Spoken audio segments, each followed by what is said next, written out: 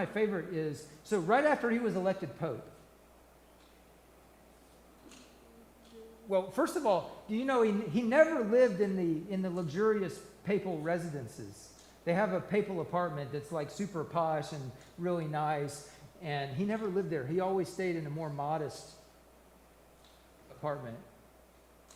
But when he was first elected Pope, before he was elected Pope, he was actually staying at a hostel that was just outside of Vatican City, in a very modest hostel. And the story is that the night after he was elected Pope, now realize, like, you've just been elected the leader of the biggest religious organization in the world at that time.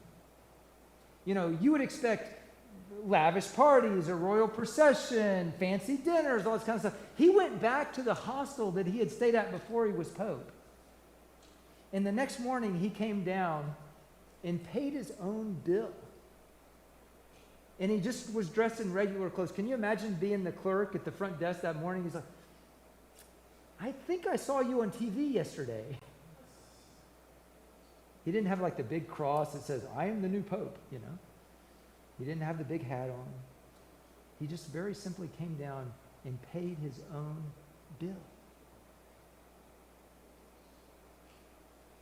How many of us, if all of a sudden we were given a huge position of power, would have the humility to go make sure that the waitress at the restaurant was paid and tipped well, or the busboy or something?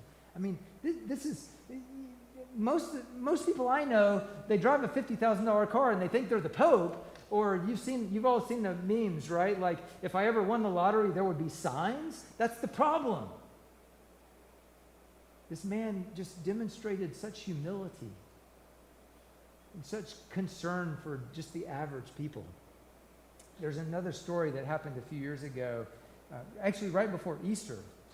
It was a Maundy Thursday, and on Maundy Thursday, there's a tradition in the Vatican where the Pope washes the feet. Usually he washes the feet of cardinals, like the church hierarchy.